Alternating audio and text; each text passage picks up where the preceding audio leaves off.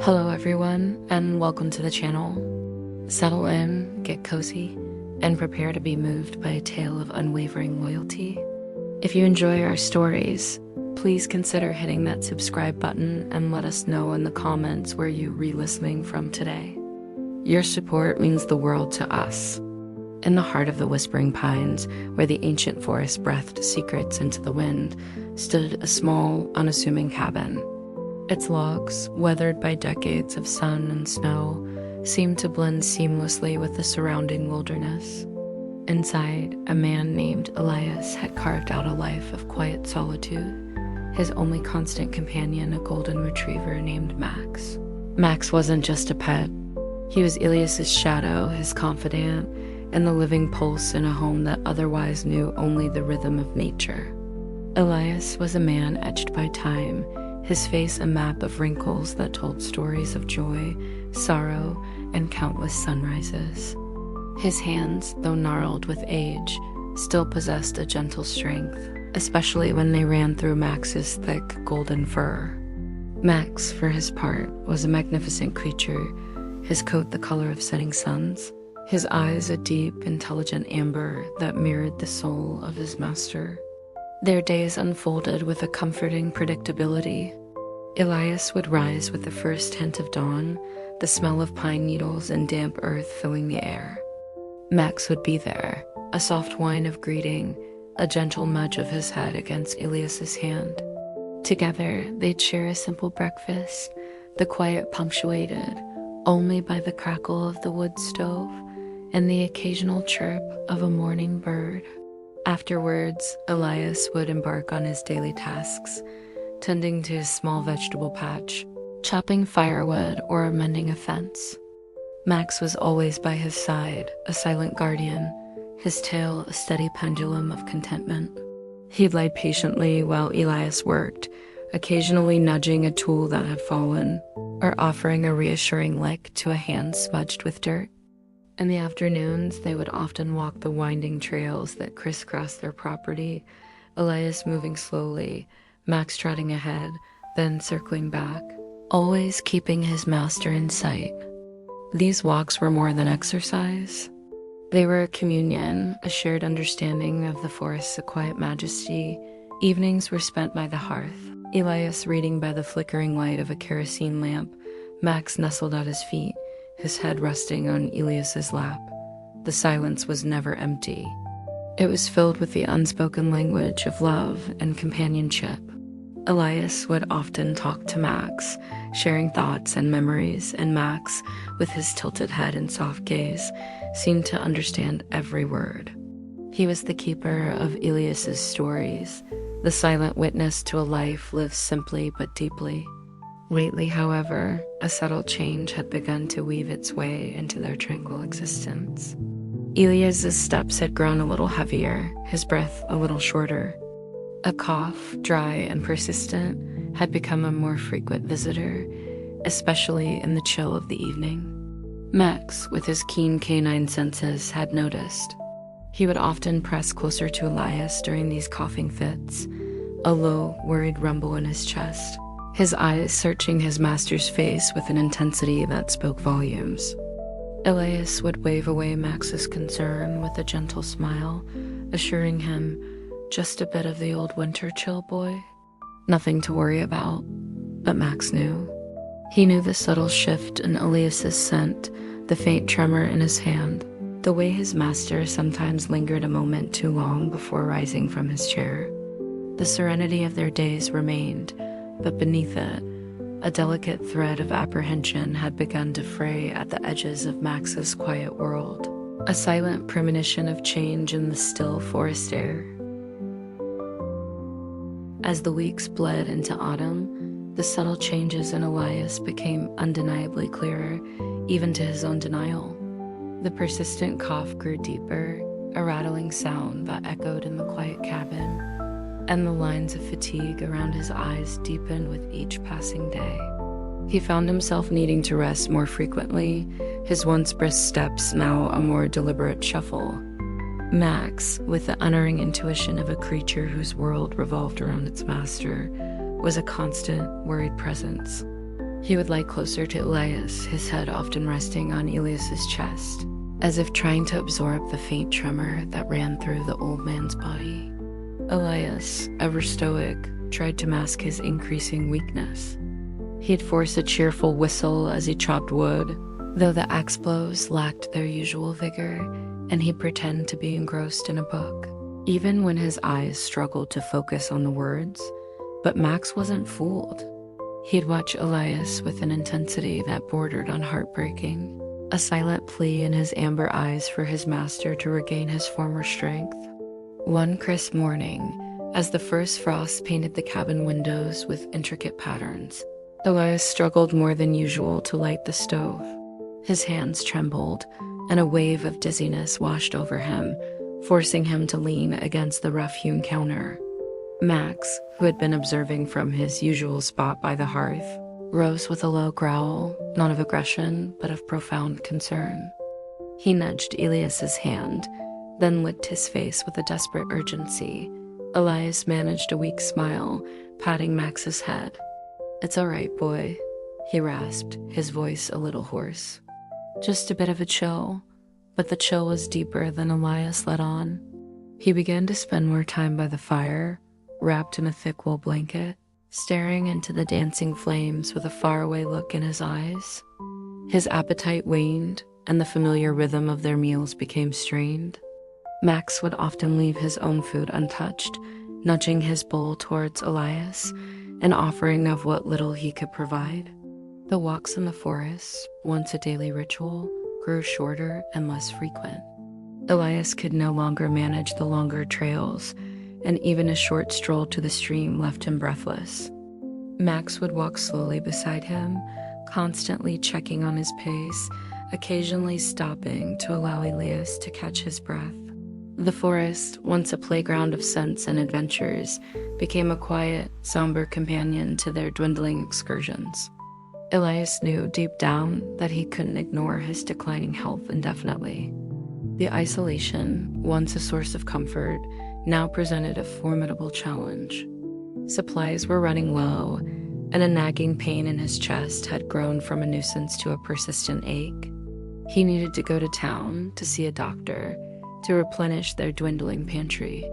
The thought of leaving Max, even for a short while, filled him with a profound sadness. Max had never known a day without Elias by his side, never spent a night alone in the cabin. The idea weighed heavily on Elias's heart, a burden heavier than any log he'd ever chopped.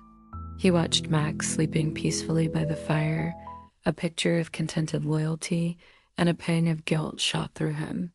How could he explain to his faithful companion that he had to leave? How could he make Max understand that it was for their own good that he would return? The decision was made, though his heart ached with the impending separation. He would leave at first light before Max fully understood, promising himself, and silently Max, that he would be back before the week was out. The quiet cabin, usually a haven of peace, now held the heavy silence of an impending farewell. The morning Elias was to leave dawned cold and crisp, the air smelling sharply of pine and the distant promise of winter. He moved with a quiet efficiency, packing a small rucksack with essentials for his journey to the nearest town, a journey that would take a full day on foot and then a bus ride.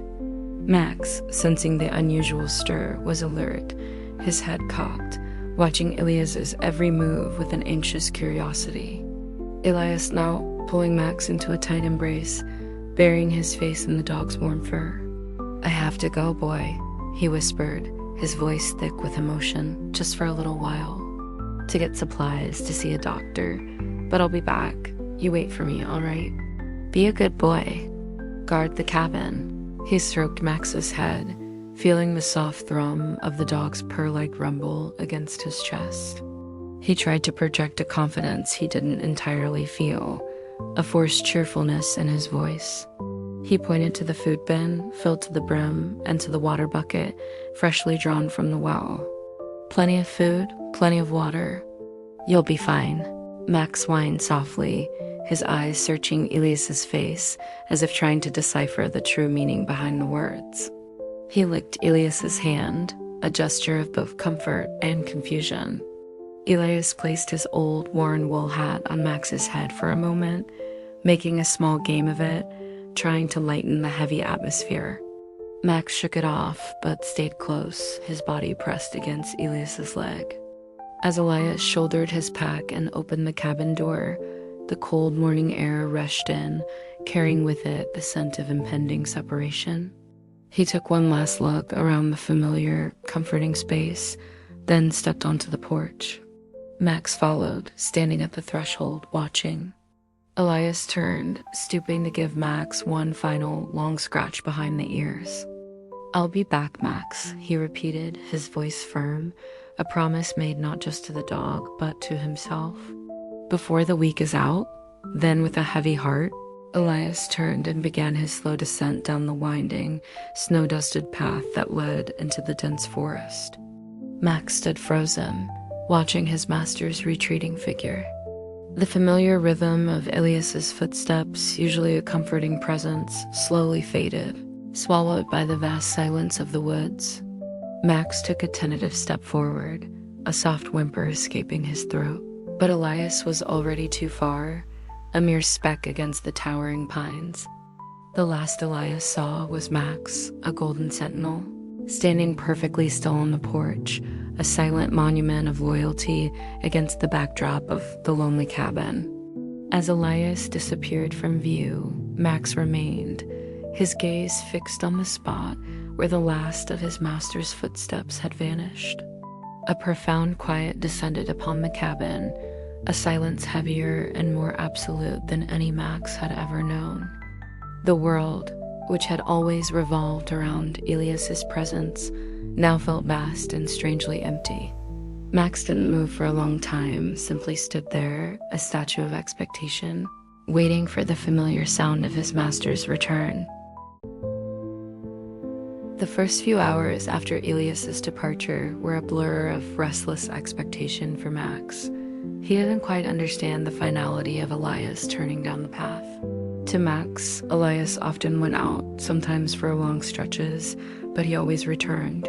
This time, however, felt different. There was a new stillness in the air, a scent of absence that pricked at his canine senses. He remained on the porch, a golden statue, his head held high, ears constantly swiveling, trying to catch the faintest sound of approaching footsteps. The sun climbed higher in the sky, casting long shadows that then shortened and stretched again as the day progressed. Max didn't move from his post, not even to chase a squirrel that boldly darted across the yard.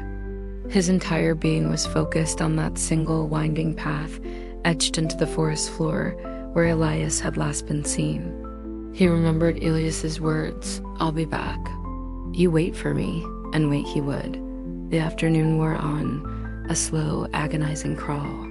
The warmth of the sun began to wane, and the air grew colder, carrying with it the crisp bite of late autumn. Max's stomach rumbled, a gentle reminder of hunger, but the thought of leaving his vigil, even for a moment, was unthinkable. He occasionally whined, a soft, questioning sound that disappeared into the vast silence of the woods. He would sniff the air, hoping for the familiar scent of Elias, but found only the cold, impersonal smell of pine and damp earth. As dusk approached, painting the sky in hues of orange and purple, a subtle anxiety began to creep into Max's steadfast heart. The forests, which had always felt like a comforting embrace, now seemed to stretch endlessly, holding Elias captive. He paced the length of the porch a few times, a nervous energy buzzing beneath his skin, then returned to his central spot, his eyes fixed on the path. He knew Elias had promised to be back before the week was out, but the fading light of the first day felt like an eternity. Night fell, cloaking the cabin in an inky blackness, broken only by the thin sliver of a crescent moon. The sounds of the forest intensified, the hoot of an owl, the rustle of unseen creatures in the undergrowth, the mournful sigh of the wind through the pines. Usually, these sounds were comforting, a lullaby to sleep. Tonight, they felt amplified, alien, each sound a stark reminder of Elias's absence. Max curled up near the cabin door, his nose tucked into his paws, but sleep eluded him. Every creak of the old cabin, every whisper of the wind made him lift his head, his ears twitching, hoping it was the sound of Elias's return. He could feel the cold seeping into his bones, but his loyalty was a fire that kept him warm. He was a sentinel, a guardian, and he would not abandon his post. The long night stretched ahead, a silent testament to the unwavering promise he had made, a silent echo of the footsteps that had stopped. The second day dawned, gray and overcast, mirroring the quiet ache in Max's heart. He rose stiffly from his vigil, his muscles protesting the cold night spent on the hard porch floor. His first act, as always, was to scan the path, empty. A deep sigh escaped him, a sound filled with longing. He finally went to his food bowl, nudging it with his nose. The kibble Elias had left was still there, untouched.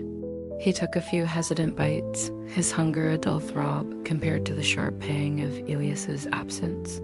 He drank from the fresh water bucket, then returned to his post, a creature of habit and boundless loyalty. The sun, when it finally broke through the clouds, offered little warmth, and Max found himself shivering despite his thick coat. He would occasionally stand and stretch, walk a few paces, then return to sit, always facing the path. His ears remained perked, his eyes constantly scanning the tree line, anticipating, hoping. The days that followed blurred into a cycle of waiting. Max's routine became a stark, singular focus. Wait, check the path, eat a little, drink a little, and then return to the porch to wait. He no longer chased squirrels or barked at passing deer. His energy was conserved, his attention entirely devoted to Elias's promised return. The cabin, once filled with the warmth of two lives, now felt vast and cold, echoing with the silence of a missing presence. He would often wander inside, sniffing at Elias's old armchair, his pipe, the worn books on the shelf, trying to conjure his master's scent, to remember the comfort of his touch. He'd lie down on Elias's side of the bed, finding a meager comfort in the lingering scent of his master on the sheets, but it was a poor substitute for the real thing. Each evening brought with it a fresh wave of disappointment. As the sun dipped below the horizon, painting the sky in fiery hues, Max would let out a soft, mournful whine. The promise of before the week is out was still a beacon, but the passage of each day made the beacon's light seem a little dimmer. The cold nights became harder to bear. He would curl up tighter against the cabin door, trying to draw warmth from the rough-hewn logs. But the chill that penetrated his fur felt like the chill of loneliness. The forest sounds, once familiar and benign, now seemed to hold a hint of menace, the rustle of leaves sounding like footsteps that never materialized, the howl of a distant wolf echoing the emptiness in his own heart. Max was a creature of steadfast devotion, and his loyalty knew no bounds. He was Elias's shadow, and a shadow does not abandon its source. He would wait. He would always wait. His body might grow weary, his hunger might gnaw, but his spirit, fueled by an unbreakable bond, remained resolute. The days turned into an endless dusk, each one bringing him closer to Elias's promised return, or so he hoped with every beat of his loyal heart. A full week had now passed since Elias had walked down the path, and the promise of his return before the week is out had expired with the previous sunset. The realization settled over Max like a fresh layer of snow, cold, heavy, and profound. His hope, though still burning, had dimmed to a flicker. He was thinner now, his once lustrous golden coat slightly matted and dull, his ribs a little more pronounced beneath his fur. He still ate, but only enough to sustain himself, his appetite dulled by worry. The water bucket needed refilling more often, a task Max couldn't perform, so he resorted to drinking from the nearby stream, a small deviation from his strict adherence to cabin life. The cabin, once his sanctuary, now felt like a lonely outpost. He continued his vigil on the porch, but his focus began to broaden. He started to patrol the perimeter of their property more frequently, his nose to the ground, sniffing for any trace of Elias, or any other scent that might explain his master's prolonged absence. The forest, once merely a backdrop, now became an active, living entity that Max had to navigate and understand on his own. He learned to distinguish between the rustle of a squirrel and the heavier tread of a deer, between the distant howl of a coyote and the closer, more immediate snap of a twig. Every sound became a potential clue, every gust of wind a whisper of what might be. The wind itself seemed to carry Elias's scent sometimes, a ghost of a memory that would send Max's tail thumping hesitantly against the porch floor, only to be met with the crushing disappointment of emptiness. He would follow these phantom scents for short distances down the path, his nose working furiously, his heart leaping with a fleeting hope before the trail would dissolve into the general scent of the forest. He'd return to his post, head bowed slightly, a deep sigh escaping his chest. The nights were the hardest. The cold had truly set in, and the cabin, without Elias tending the stove, grew frigid. Max would curl up as tightly as possible, pressing against the warmest parts of the cabin's logs, trying to conserve body heat. He learned to listen to the wind's language, the low moan before a storm, the gentle sigh on a clear night. Each sound, each shift in the weather, was experienced alone, without the comforting presence of Elias. He often dreamt of Elias, vivid dreams of their walks, of Elias's gentle hand stroking his fur, of the easy laughter that used to fill the cabin. He'd wake with a start, his heart pounding, only to be confronted again by the stark reality of the empty cabin and the silent, empty path. The whispers of the wind seemed to echo his unspoken question, "Where are you, Elias?" Max was no longer just waiting. He was enduring. His loyalty was being tested by the relentless march of time and the profound silence that had swallowed his master. But deep in his golden retriever heart, the flame of hope, though small, still stubbornly burned. Weeks blurred into a month, then a month became 2. Winter's grip tightened on the whispering pines, blanketing the forest in a thick layer of snow. The world outside the cabin was transformed into a landscape of stark white and skeletal trees. But Max's vigil remained unbroken. He was noticeably thinner now, his golden coat still beautiful but no longer as plush, showing the effects of the harsh environment. His ribs were more defined, and his movements, though still purposeful, carried a hint of weary determination. He had fully adapted to survival, a testament to his innate instincts and his unwavering will to wait. Hunting small game had become a necessary skill. He would venture into the forest, his senses sharpened by hunger, tracking rabbits and squirrels, bringing his kills back to the cabin to eat. He learned to break the thin ice on the stream for water, his paws becoming accustomed to the biting cold. He was a survivor, driven not just by instinct, but by a profound sense of duty. The cabin was his charge, and his master's return his singular purpose. He kept the perimeter clear of other animals, barking fiercely at the occasional deer that ventured too close, or the shadows of coyotes that sometimes lurked at the forest's edge. He was the guardian of Elias's home, a loyal sentry against the encroaching wilderness. His post on the porch remained his central point. Even when the snow piled high, he would dig out a spot, sometimes huddling under the meager shelter of the porch roof, his eyes scanning the snow-covered path. He often imagined Elias's silhouette appearing in the distance, a familiar, comforting sight against the white landscape. He'd perk his ears, his tail giving a tentative wag, only for the illusion to dissipate into the swirling snowflakes. The disappointment was a constant companion, but it never extinguished the ember of hope. Max found solace in Elias's scent. He would often lie on Elias's side of the bed, burying his nose in the pillow, drawing in the faint, lingering smell of his master. He'd visit Elias's workbench, his old boots, the stack of firewood Elias had meticulously chopped. Each object was a relic, a memory, a tangible connection to the man he awaited. These moments were bittersweet, a painful reminder of what he had lost, but also a vital sustenance for his spirit. He was profoundly alone, yet never truly solitary, for Elias's memory was a constant, living presence within the walls of the cabin and within Max's own heart. His loyalty, a deep, primal force, was the anchor that kept him grounded in the face of such overwhelming uncertainty. He was a dog, but his vigil was a testament to a love that transcended instinct, a devotion that defied the logic of time and absence. The snow fell, the wind howled, and Max, a beacon of loyalty, waited. As winter deepened its hold, the memories of Elias became more vivid, more crucial to Max's endurance. They weren't just fleeting thoughts. They were echoes, tangible and comforting, that played out in Max's mind like a silent film.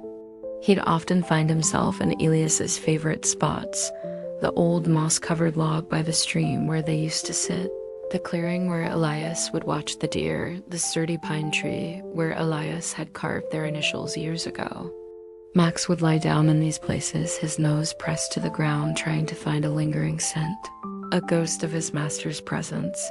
He remembered the warmth of Elias's hand on his head, the rumble of his laughter when Max would playfully steal a sock, the quiet conversations by the fire. He could almost feel the weight of Elias's body beside him, hear the soft creak of Elias's armchair as he settled in for an evening of reading. His recollections were both a comfort and a torment, a balm for his loneliness and a sharp reminder of the profound emptiness. He would sometimes carry Elias's old pipe in his mouth, the scent of stale tobacco, a powerful connection to his master. He would drop it at the cabin door, as if presenting it, waiting for Elias to take it, to light it, to fill the cabin with its familiar, comforting aroma. But only silence answered. The emotional toll on Max was evident in his deep, amber eyes. They held a wisdom now, a melancholic understanding that belied his years. He was no longer the carefree golden retriever that had bounded through the forest with Elias. He was a sentinel, a protector, carrying the weight of a silent promise. Yet his resolve remained firm. He never once considered abandoning the cabin, Elias's home. It was his anchor, his sacred trust. Even when the hunger was a sharp ache or the cold gnawed at his bones, the thought of leaving his post was unthinkable. His loyalty was a deep, unwavering current that flowed through his very being, a force more powerful than any physical discomfort. One particularly frigid afternoon, Max discovered an old, worn journal tucked away under Elias's pillow. He nudged it with his nose, then carefully, gently brought it out. The leather cover was soft with age, and it smelled faintly of Elias. Max lay down, resting his head on the journal, as if absorbing its contents, its stories.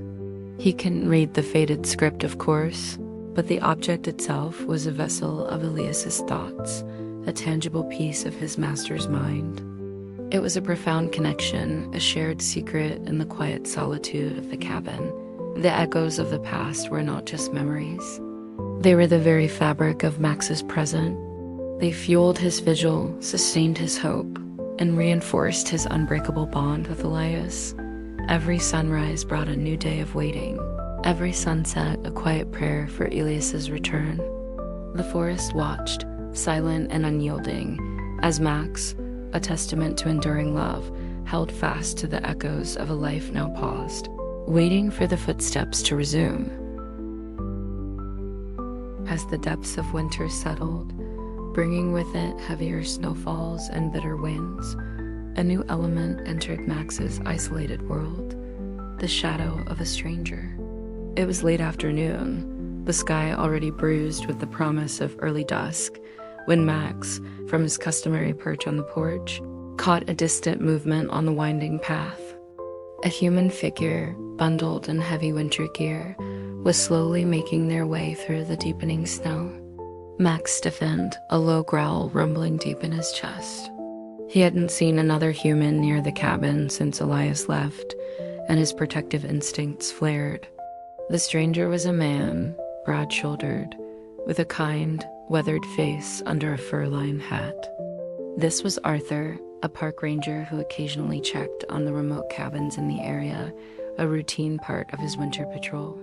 He had known Elias for years, a quiet nod of recognition exchanged whenever their paths crossed. Arthur noticed the lack of smoke from Elias's chimney, a detail that immediately raised a flag. Elias was a creature of habit, and his chimney always smoked. As he got closer, he saw Max, a golden form against the white backdrop, standing guard. Max's growl intensified, a clear warning. Arthur stopped a respectful distance away, raising his hands in a gesture of peace. "Hello there, boy," he called out, his voice calm and gentle. "Where's Elias?" "Haven't seen him around." Max continued to growl, his hackles slightly raised, but he didn't move to attack. He was wary, protective, but not aggressive. He simply stood his ground, a silent barrier between the stranger and the cabin. Arthur, understanding the dog's loyalty, kept his distance. He noticed Max's thinner frame, the slight dullness of his coat, and a pang of concern shot through him. This dog had clearly been alone for a while. Reaching into his pack, Arthur pulled out a bag of dried meat and a couple of energy bars. "Here, boy," he said, carefully tossing them a short distance from the porch. "Food for you." Max watched the items land in the snow, his eyes flicking from the food to Arthur and back again. He didn't approach. His focus was still on his master, and this man, though not a threat, was not Elias. Arthur waited for a few moments, then, seeing Max's steadfast refusal, he sighed. "All right, I understand. You're a good boy, Max." He gave a small nod, a gesture of respect, and then turned to continue his patrol, leaving the food in the snow. As Arthur's footsteps crunched away, receding back down the path, Max watched him go, then slowly, cautiously approached the food. He sniffed it, hesitated, then picked up a piece of dried meat, carrying it back to his spot on the porch. He ate it slowly, his eyes still fixed on the path where Elias had vanished, and now where the stranger too had gone. The food was a necessity, a means to continue his vigil, but it was not the return he longed for. The stranger's shadow had come and gone, leaving behind not just food, but a sea of concern in the vast, silent wilderness. A few days after his initial patrol, Arthur couldn't shake the image of the golden retriever standing guard at the lonely cabin. Elias was a quiet man, but his absence for so long, especially in the harsh winter, was uncharacteristic, and the dog, Max, looked thin and wary. Arthur decided to make a detour on his next patrol specifically to check on them. This time, he brought a larger bag of good quality dog food, hoping to gain Max's trust, or at least ensure he was eating. As Arthur approached the cabin, the sun was low, casting long blue shadows across the snow. Max was there, as expected, a vigilant figure on the porch. He recognized Arthur instantly and let out a low, warning growl. Arthur stopped further back this time, giving Max more space. He saw that the dried meat he'd left days ago was gone, a small reassurance that Max was at least finding sustenance. "Hey, Max," Arthur called out softly, his voice gentle and non-threatening. "I've got some good food for you, boy." He slowly placed the bag of dog food in the snow, well away from the porch, and then retreated a few more steps, allowing Max to feel safe. Max watched Arthur with intense, intelligent eyes. He was torn between his ingrained wariness of strangers and the undeniable scent of food. His stomach rumbled. After a long moment, he cautiously descended the steps, sniffing the air, then approached the bag. He nudged it, then, with a quick glance back at Arthur, tore a hole in the bag and began to eat, slowly at first, then with more urgency. Arthur watched, a flicker of relief easing his worry. While Max ate, Arthur took the opportunity to observe the cabin more closely. The windows were dark, and a thin layer of snow had accumulated on the sills undisturbed. There was no sign of recent human activity, no tracks other than Max's own. It confirmed his suspicion. Elias had been gone for a significant time. This wasn't just a short trip to town. This was something more serious. Arthur knew Elias had a sister who lived a few towns over, though they weren't particularly close. Still, it was a lead. He made a mental note to contact her. As Max finished his meal, he looked up at Arthur, a flicker of something new in his eyes. Not trust, not yet, but perhaps a grudging acceptance. Arthur gave a small, reassuring smile. "Good boy," he murmured. "You keep guarding the fort." He lingered a moment longer, hoping for some sign, some indication from Max, but the dog merely returned to his post on the porch, his eyes once again fixed on the empty path. Arthur knew then that he couldn't simply leave things as they were. Elias was his friend, and Max, a testament to unwavering loyalty, deserved an answer. He turned and began his journey back, his mind made up. He would report Elias missing. The quiet solitude of the whispering pines had held its secrets for too long, and it was time for the wider world to take notice. Back in town, Arthur immediately put his concerns into action. He visited the small general store, the only real hub of local gossip and information. "Anyone seen Elias Vance lately?" he asked old Mrs. Henderson, who ran the counter. Mrs. Henderson, peering over her spectacles, shook her head. "Not in weeks, Arthur." Thought he might be keeping to himself more, with the winter coming on. The reply only deepened Arthur's apprehension. Elias was a recluse, yes, but he always came to town for supplies every few weeks, especially before a heavy snowfall. Arthur then tried Elias's sister, a woman named Clara Vance, who lived a couple of towns over. The phone rang unanswered. He left a message, his voice tinged with urgency, explaining Elias's prolonged absence and the loyal dog, Max, still waiting at the cabin. After exhausting local avenues, Arthur officially reported Elias Vance as a missing person. The local sheriff, a gruff but fair man named Deputy Miller, took the report seriously, especially given the remote location and Elias's age. A small search and rescue team was assembled, comprised of Miller, Arthur, and a couple of experienced local trackers. The next morning, the team, equipped with snowshoes, maps, and an increasing sense of unease, set out towards the Whispering Pines. The journey to Elias's cabin was slow and arduous, the fresh snow making the trails treacherous. As they approached the clearing, the cabin came into view, a silent sentry against the towering, snow-laden pines. And there, on the porch, was Max. He immediately sensed their approach, his head snapping up, a low, guttural growl rumbling in his chest. His posture was defensive, his eyes narrowed, wary of the intrusion. He was no longer just a dog. He was a fortress, protecting the last bastion of his master's presence. Miller, a man who respected the bond between a man and his dog, instructed his team to approach cautiously. "Take it easy, boys," he muttered. "That dog's been alone for a while. He's protecting his home." Arthur stepped forward slightly, raising his hand. "Max," he called softly. "It's Arthur. We're just here to look for Elias." Max recognized Arthur's voice, and his growl softened slightly, but his stance remained rigid. He allowed them to approach the cabin, keeping a vigilant eye on their every move, his amber gaze missing nothing. He watched as Miller carefully tried the cabin door, finding it unlocked.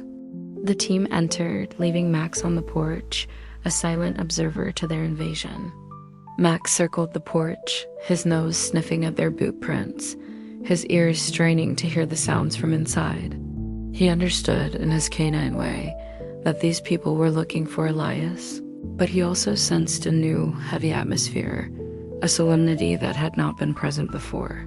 The unanswered call had finally been heard, and now the forest would have to give up its secrets.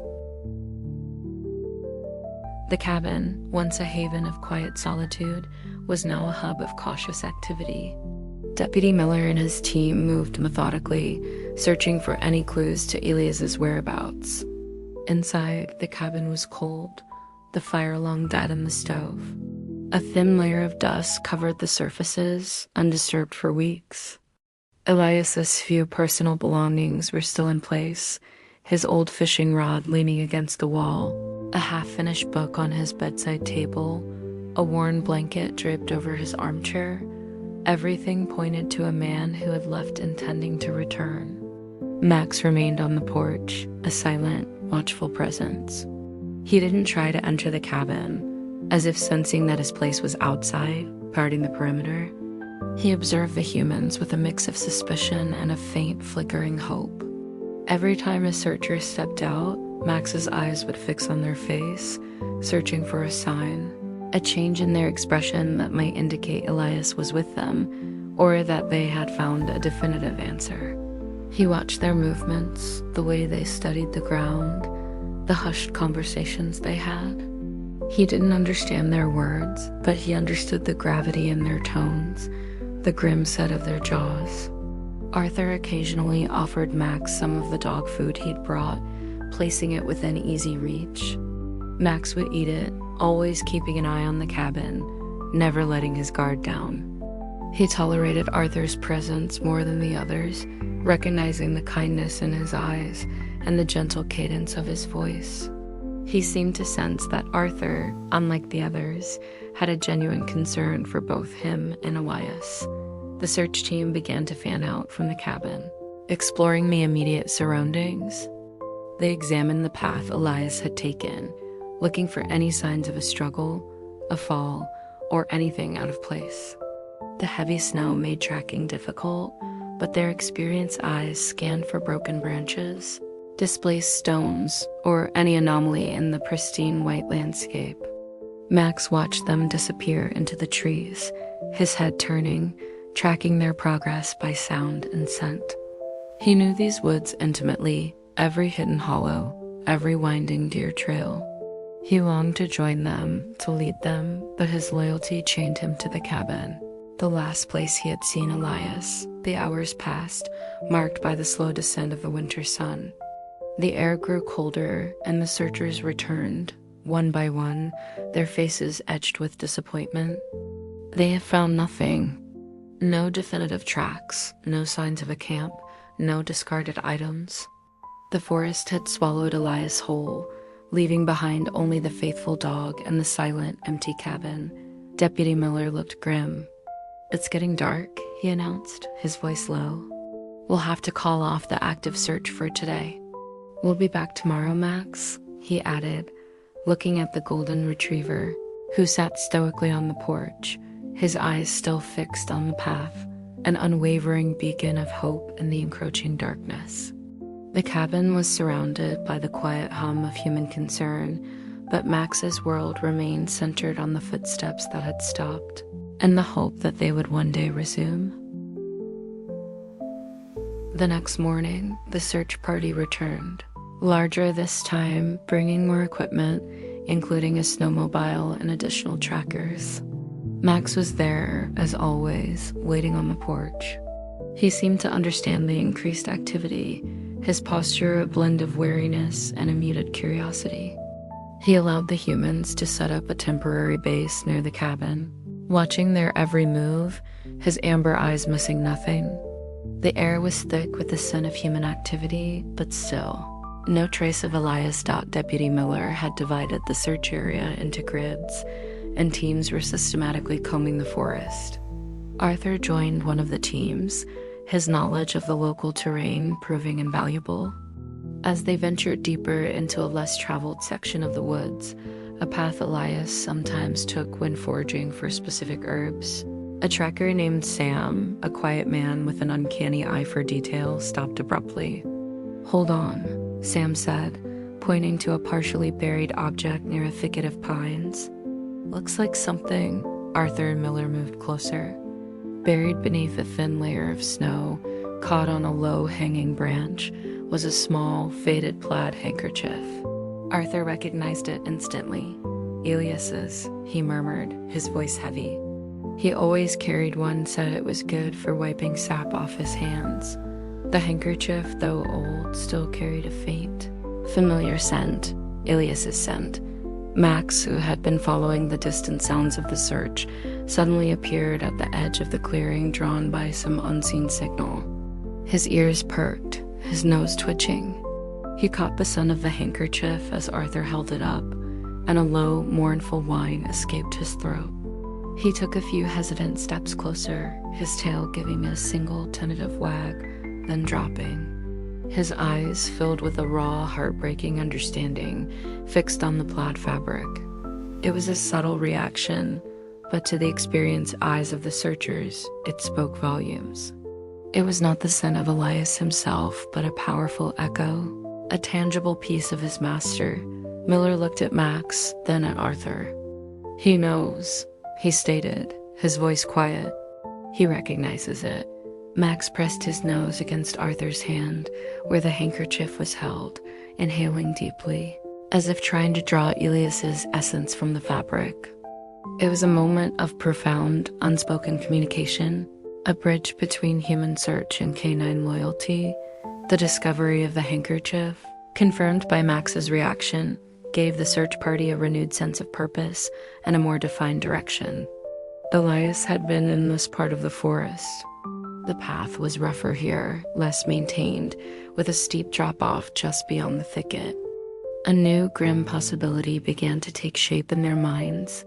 Max, sensing the shift in their demeanor, the quiet solemnity that had settled over them, moved closer to Arthur, pressing his head against the ranger's leg. He understood that they had found something important, something that brought Elias closer, yet simultaneously pushed him further away. The familiar scent had brought a flicker of hope, but also the chilling premonition of an unspoken truth.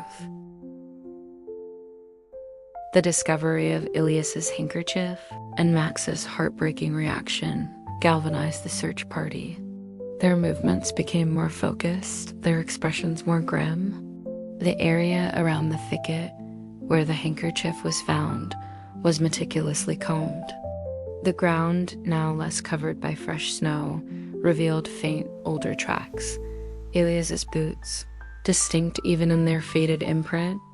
The path grew steeper, leading down a treacherous incline towards a rocky ravine that was usually avoided even by experienced woodsmen. Max, no longer content to simply watch, now moved with the searchers, his nose to the ground, occasionally nudging at a particular spot, a broken twig, a disturbed patch of snow, as if trying to guide them.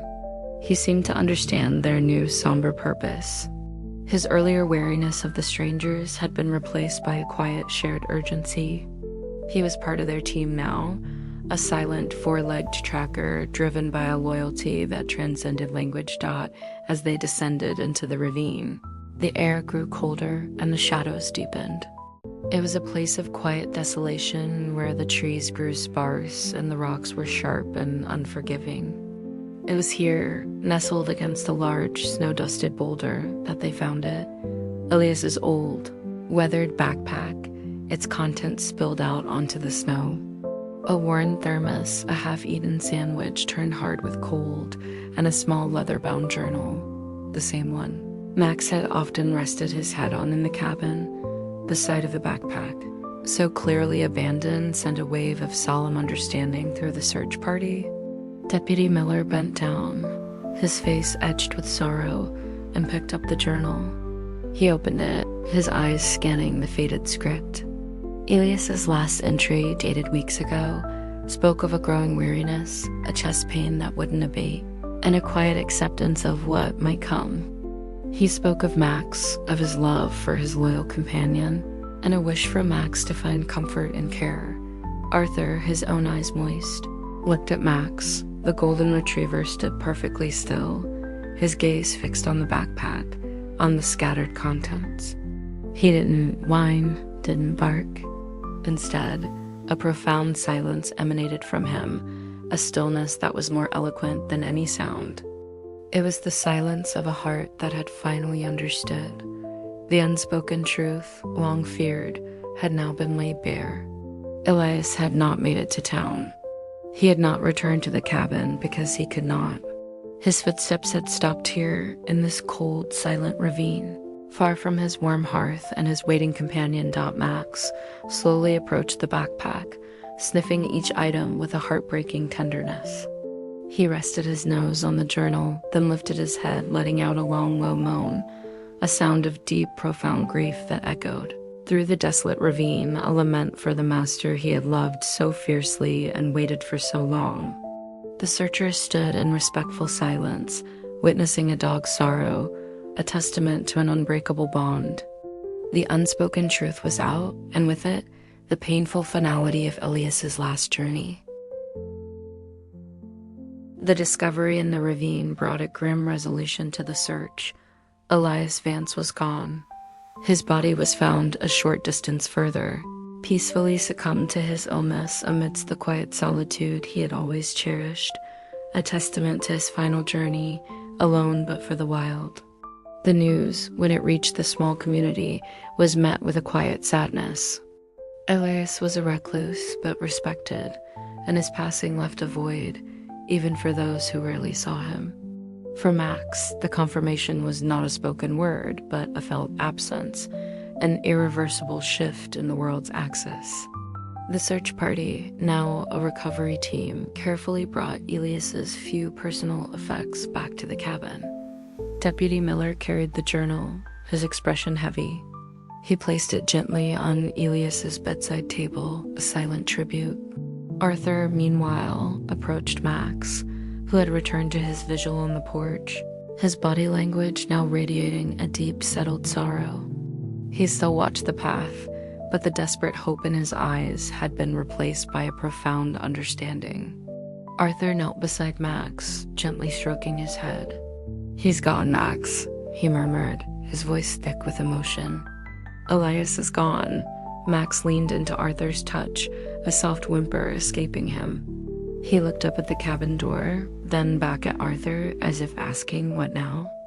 It was a moment of heartbreaking vulnerability, a loyal heart grappling with the ultimate loss.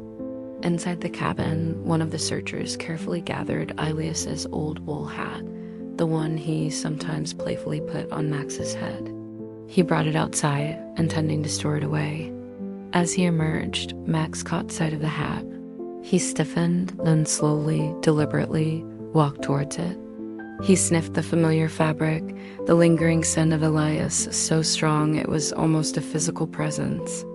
Then, with a long, drawn-out groan that rose into a full, guttural howl, Max released the grief he had held captive for weeks. It was a sound of pure, unadulterated sorrow, a lament that echoed through the silent forest, a raw expression of a broken heart. The howl was long and mournful, a primal cry of loss that brought tears to the eyes of the hardened searchers. It wasn't a bark of aggression or a whine of hunger. It was the sound of a loyal companion finally acknowledging the irreversible end of his vigil. This was Max's final confirmation, the moment his hope, however faint, finally gave way to the stark reality of Elias's absence. He dropped his head, nudging the hat with his nose, then lay down beside it, his body trembling with the weight of his sorrow. The searchers stood in respectful silence, bearing witness to a dog's profound love and grief. They understood that Max hadn't just been waiting for Elias's return. He had been waiting for closure, a final sign that his master's footsteps would truly never sound on that path again. The cabin, once a symbol of Elias's life, now became a monument to his passing and to the unwavering loyalty of his golden shadow. In the aftermath of Elias's confirmed passing, the question of Max's future loomed large. He was not a wild dog, but his long period of solitude had made him fiercely independent and wary of strangers. The search party, particularly Deputy Miller and Arthur, understood that Max couldn't simply be left at the cabin. Winter was still harsh, and his health, though stable, had suffered, but taking him away wouldn't be easy. Max remained at Ilias's cabin, his grief a palpable presence. He still spent his days on the porch, his eyes now fixed not on the path with hope, but with a quiet, lingering sorrow. He occasionally nudged Ilias's hat, which had been left on the porch, a silent communion with his lost master. Arthur, more than anyone, felt a deep connection to Max. He had witnessed the dog's unwavering loyalty, his profound grief, and recognized a kindred spirit of quiet strength. He knew Max needed a home, a place of safety and warmth, but also a place where his unique bond with Elias would be respected. After much thought, Arthur approached Deputy Miller. "I'll take him," he said, his voice firm. "I have a place a bit outside of town, close enough to the forest. He needs quiet and time to heal." Miller looked at Arthur, then at the golden retriever on the porch. "He's a good dog, Arthur," he said slowly, "but he's been through a lot. He might not take to a new home easily." Arthur nodded. "I know, but I think he needs someone who understands. Someone who knows Ilias's story." Arthur's own cabin was smaller than Ilias's, but cozy, nestled on the edge of the forest, with a small stream nearby. It was a place of peace, where Max could still hear the whispers of the pines, but with a warm hearth and a steady presence. The next day, Arthur returned alone to the cabin. He approached Max slowly, speaking in a soft, reassuring tone. He sat on the porch, a respectful distance away, and simply talked to the dog, sharing memories of Elias, recounting the simple joys of life in the woods. Max listened, his head cocked, his eyes searching Arthur's face.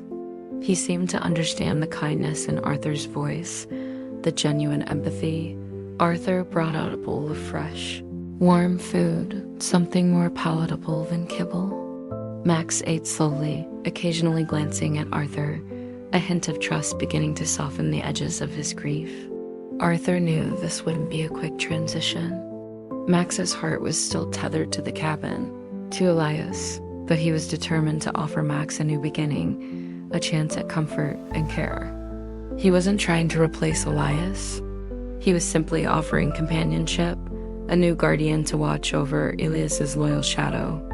The community, relieved that Max would have a good home, agreed. The challenge now was to convince Max to leave the place where his footsteps had stopped, and where his heart still lingered. The following days were a delicate dance of patience and persuasion.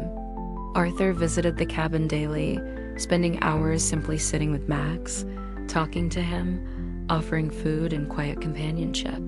He never forced Max, never tried to physically coax him away. Instead, he allowed Max to set the pace, understanding that grief and loyalty could not be rushed. Max, for his part, slowly began to accept Arthur's presence. He would sometimes rest his head on Arthur's lap, allowing himself to be stroked, a silent acceptance of comfort. But every evening, as Arthur prepared to leave, Max would return to his post on the porch, his eyes fixed on the empty path, a poignant symbol of his enduring attachment to Ilias's memory in the cabin. Arthur brought a soft blanket, a new, comfortable bed, and a few chew toys to the cabin, hoping to make Max feel more at ease. He even tried leaving the cabin door open, inviting Max inside his own temporary sanctuary, but Max would only venture in for short periods, always returning to his porch vigil. The cabin itself had become more than just a home. It was a sacred space, a monument to a love that Max refused to abandon. One cold, crisp morning, Arthur arrived with the intention of finally bringing Max to his own home. He had prepared his cabin, ensuring it was warm and welcoming, a safe haven for the grieving dog. He sat with Max for a long time, speaking in hushed tones, explaining, in a way Max could perhaps understand, that it was time to move on, to find a new place of warmth and safety. He brought out Ilias's old hat, the one Max had mourned over, and placed it gently on the porch beside Max. "He'd want you to be warm, boy," Arthur whispered. Max looked at the hat, then at Arthur, then back at the path. His tail gave a slow, hesitant wag. He seemed to be weighing the options, the pull of his loyalty against the promise of comfort and companionship. Finally, after what felt like an eternity, Max rose.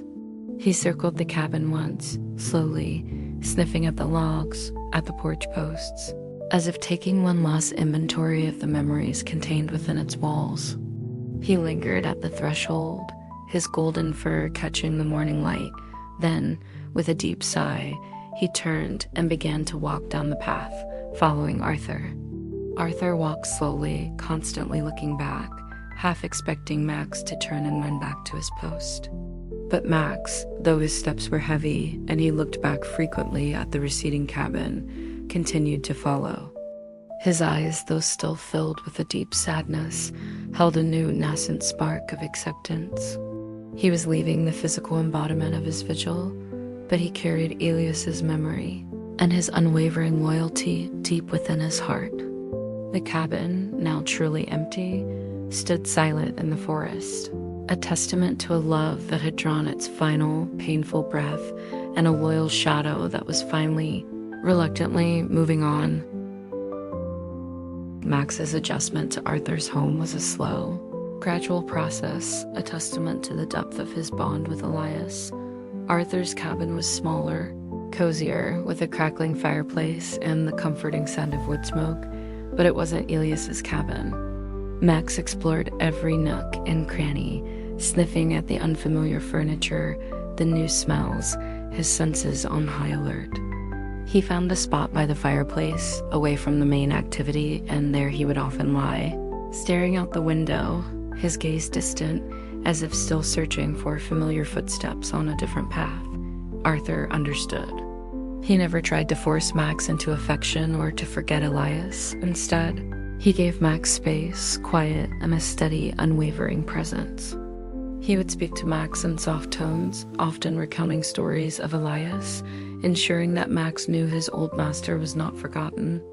He placed Elias's old hat and the leather-bound journal on a small table near Max's sleeping spot, tangible links to the past that offered comfort. Max would often nudge the hat with his nose, or rest his head on the journal, finding a solace in these familiar objects amidst the new surroundings. Slowly, almost imperceptibly, Max began to relax. He would take short walks with Arthur around the perimeter of the property, exploring the new forest scents, his tail giving a tentative wag when Arthur spoke to him. He still had moments of profound sadness, particularly in the quiet evenings when the firelight flickered, reminding him of past nights by Elias's hearth. During these times, he would often let out a soft whine, a quiet lament for his lost companion. Arthur would then sit with him, gently stroking his fur, offering silent comfort, a shared understanding of grief. Max began to accept Arthur's touch, his presence. He learned to trust the ranger's gentle hands, his kind voice, his patient understanding. Arthur wasn't trying to replace Elias, and Max seemed to sense this. Instead, Arthur offered a new kind of companionship, a bond built on respect, shared sorrow, and the quiet acknowledgement of a loyalty that transcended even death. Max started to eat with more appetite, his coat regaining some of its lost luster, his eyes, though still holding a trace of melancholy, occasionally sparkling with a hint of contentment. One afternoon, as Arthur was working on a carving by the fire, Max rose from his spot and, for the first time, lay down beside Arthur's chair, resting his head on Arthur's foot. It was a small gesture, but to Arthur, it spoke volumes. It was a sign of acceptance, a quiet acknowledgement of a new bond forming, not to replace the old, but to carry the flame of love forward. Max had found a new home, a new guardian, but his heart would always hold the old memories, the echoes of Elias, the footsteps that had stopped but whose presence lingered on. Arthur understood that while Max was slowly adjusting to his new home, the old cabin in the whispering pines remained a sacred place for the golden retriever. It was not merely a structure. It was the physical embodiment of his profound bond with Elias, so Arthur made it a regular practice to bring Max back to the cabin. These visits were quiet pilgrimages, a way for Max to reconnect with the place where his heart had kept vigil for so long. Arthur would drive Max as close as the snow allowed, and then they would walk the rest of the way, the crunch of their boots on the snow the only sound. As they approached the clearing, Max's pace would quicken, a familiar eagerness returning to his steps. He would run to the porch, sniffing at the old wooden planks, then sit in his accustomed spot, his eyes scanning the forest path, not with the frantic hope of Elias's return, but with a peaceful, reflective gaze. He would wander through the cabin, sniffing at Elias's armchair, lying on the rug by the cold hearth, revisiting the ghosts of cherished memories. Arthur, meanwhile, would tend to the cabin, ensuring its upkeep. He cleared snow from the roof, mended small repairs, and kept the pathways clear. He didn't live there, but he maintained it as a tribute, a silent memorial to Elias Vance and his loyal companion. The cabin, once Elias's private world, slowly became known in the local community as Max's Cabin, a place where a dog as unwavering devotion had forged a legend.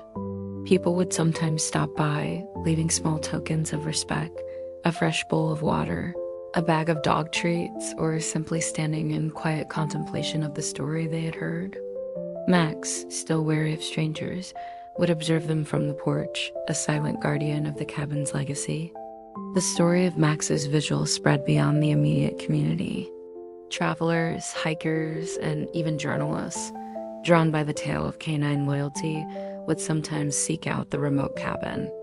They came not to disturb, but to witness, to feel the quiet power of a bond that had defied logic and time. Max, with Arthur always nearby, became an unwitting symbol of enduring love, a living testament to the profound connection between a man and his dog. His golden fur, now well-fed and cared for, still carried the faint scars of his long vigil, but his eyes held a serene wisdom. The cabin itself, preserved through Arthur's dedication, stood as a monument. It was a reminder that even in the most remote corners of the world, and in the quietest of lives, stories of profound love and loyalty could take root and flourish. Max, through his unwavering weight, had transformed a simple log cabin into a beacon of devotion, a place where the echoes of Elias's footsteps, though stopped, would forever resonate in the heart of his faithful companion. The legacy of their bond was etched not just in the forest, but in the hearts of all who heard their tale, a timeless story of loyalty that transcended the boundaries of life and death. Years gently unfolded, weaving themselves into the fabric of the whispering pines. Max, once a vibrant golden retriever, was now an old dog, his fur streaked with silver around his muzzle, his steps slower, more deliberate. But his amber eyes still held the same deep intelligence, the same profound loyalty that had defined his life. He continued to live with Arthur, a beloved companion, his presence a constant, comforting reminder of Elias. Arthur, now older himself, cherished Max, understanding that he was caring for a living legend, a guardian of a timeless bond. Max still made his pilgrimages to Elias's cabin, though less frequently as age made the journey more taxing. But when he did, the transformation was palpable. He would walk to the porch, his old bones easing onto the familiar wood, and sit, not with the frantic expectation of his youth, but with a peaceful, knowing gaze. He no longer searched the path with desperate hope. Instead, his eyes seemed to see beyond the physical, into the realm of memory and spirit. He understood now that Elias was not coming back in the way he once imagined, but that Elias was never truly gone. The love, the companionship, the shared life, these were eternal, etched into the very air of the forest, woven into the fabric of his own being. The cabin stood strong, weathered by time but cared for, a silent testament to the story it held.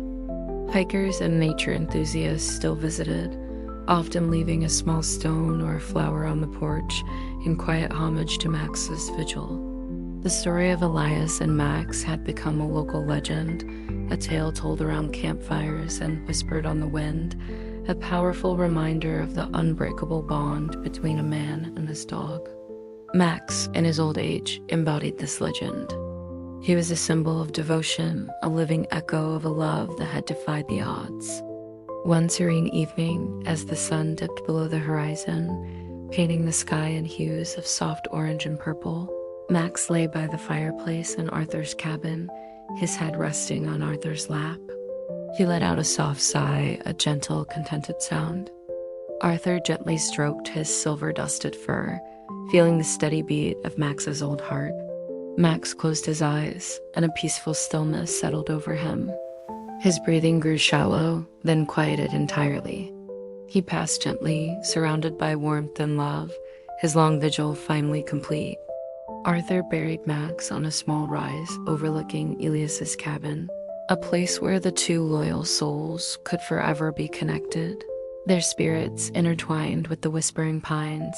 The footsteps had stopped, first Elias's, then Max's, but the love they shared, the loyalty that had defined their existence, lingered on. It echoed in the rustle of the leaves and the gentle sigh of the wind through the pines, a timeless symphony of an unbreakable bond. Max's story was not just a tale of waiting. It was a profound testament to the enduring power of love, a golden thread woven into the very heart of the wilderness, where loyalty forever lingered.